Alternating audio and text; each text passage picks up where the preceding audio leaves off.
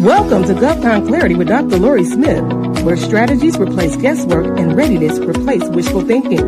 With over 4 decades inside government systems, Dr. Lori breaks down what agencies actually evaluate: capacity, compliance, and credibility. If you're ready to compete at the federal level, not just apply, this is where clarity begins. All right, if the first 3 episodes did what I hope they did, you're starting to see that readiness is just about winning a contract. It's about being able to hold it once you have it. And if there's one piece of infrastructure that holds everything else together, it's governance. Now, I know that word might make you picture a conference room full of suits and a stack of binders nobody ever opened. I get it. But in federal contracting, governance just means this: who decides what, based on what rules, and where's the paper trail? That's it. And today I'm going to show you how building that out can actually make your life easier, not harder. Welcome to GovCon Clarity with Dr. Lori Smith. I'm the CEO and founder of AccuElegant LLC and SoNRC's Empowerment. In this episode, we're building the governance spine that supports everything else in your business. Let me connect the dots from where we've been. So in part 1, we said the problem isn't capability, it's architecture. In part 2, we looked through the evaluators lens and covered the 3 evaluation factors: technical capability, past performance, and I rolled price up into the responsibility, but there's also a separate responsibility determination as well, right? And in part 3, we introduced a readiness gap, defined minimal viable readiness, and you rated yourself across 3 pillars: operationals, governance, and capacity. Now, if governance was your lowest score, this episode is your starting point. But even if it wasn't, listen closely, because governance is the connecting tissue between your operations and your compliance. Without it, your systems become optional, your decisions get inconsistent, and your risk goes up in ways you might not even see until something goes wrong. So let's strip away, the intimidation. So for a small business, governance comes down to 3 questions: who decides, how do we document it, and what happens when something goes sideways? If you can build a framework that consistently answers those 3 questions, congratulations, you have governance. Let's take them one at a time. Who decides means knowing who has the authority to do what. Right now in your business, who can approve a purchase? Who can accept a scope change from a client? Who says yes to bringing on a subcontractor? If the answer to every one of those questions is me, that's not governance. That's a bottleneck. And I don't say that to be harsh. I say it because evaluators know the difference between a versatile founder and a fragile operation. So if everything runs through one person, that's a scalability risk. And even in an agency, and even if an agency never says it out loud, it can actually affect how confident they feel about awarding work to you. So how do we document it? It means building a habit of documenting, not an elaborate system. It's a habit. When you make a decision, do you write it down? When a process gets followed, is there a record? When a client changes a requirement, does that change get captured, in writing somewhere? Documentation, is that evidence that your governance actually exists. And so without it, actually all you got is good intentions. Now, what happens when something goes wrong? This means having escalation paths when a deadline is at risk. Who gets the call and at what point? When a compliance question comes up, what's the process? When a subcontractor dropped the ball, what are the steps? Escalation paths, they're what keep small problems from turning into full-blown, crisis, right? And they show evaluators that your business can handle challenges, like a professional organization, not through improvisations and, panic. So I want you to do a quick gut check. Think about the last significant decision you made in your business. Can you tell me right now who made it? What was it based on, and where the documentation lives? If the answer involves your memory, some emails you have to search for in a conversation you kind of remember, that's a governance gap. And that same gap under federal scrutiny becomes a real compliance risk. Okay, so let me give you the practical bill. I organize governance for small businesses into 4 layers. And I want you to build them in this order because each one, actually supports the next. Layer 1 is your decision authority map.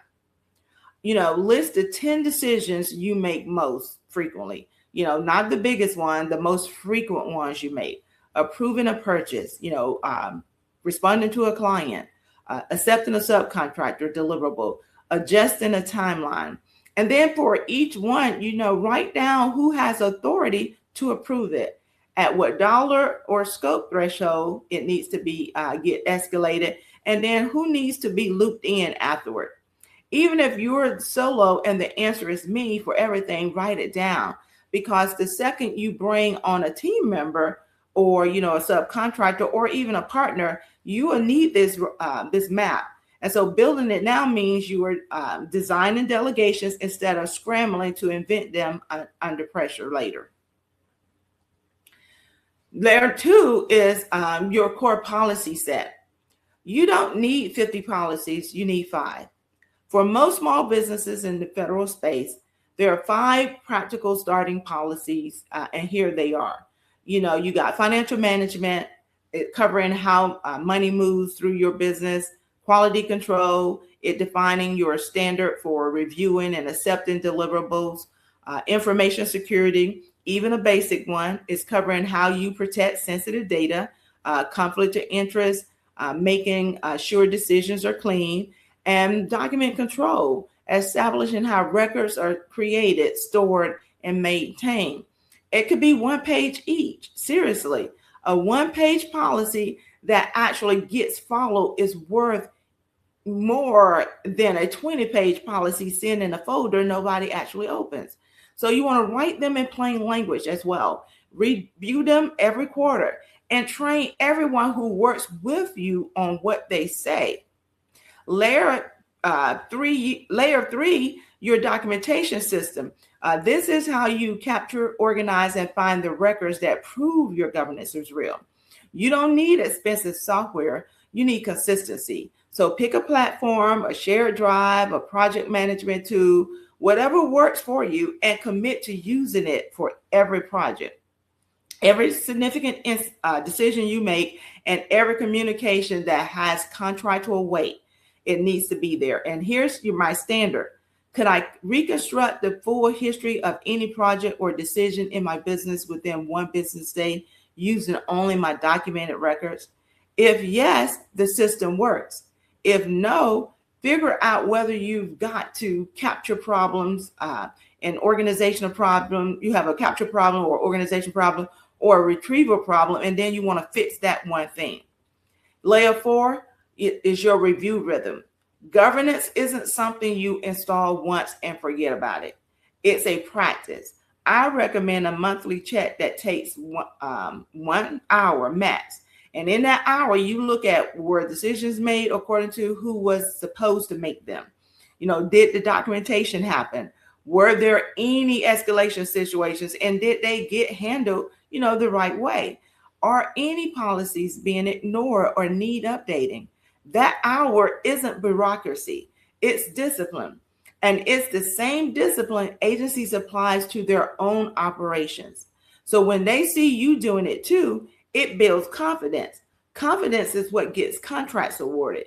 If monthly feels heavy at first, start with a quarterly review and move toward monthly as your contract volume grows. The rhythm matters more than the exact interval. So let me make this real with 3 quick scenarios. First one, A solo proprietor, gets a task order bigger than anything she's handled. Without governance, she says yes immediately because she's excited and she's scared to lose this opportunity. She underprices, overpromises on the timeline, and has no escalation plan when she falls behind. And so what's the result? Strained client relationship, financial loss, weak performance record. With governance, she checks her decision map, sees this exceeds her defined threshold, hits pause, takes 24 hours, check capacity, run the numbers against her financial policy, makes an informed call. She either takes it on realistic terms or declines and keeps her reputation intact. Both outcomes are professional. The second one, a growing firm, hires a subcontractor for the first time. Without governance, it's a handshake deal and some emails. When the work comes back below standard, there's no documented agreement, no quality checklist, no escalation path. The primes eat this cost.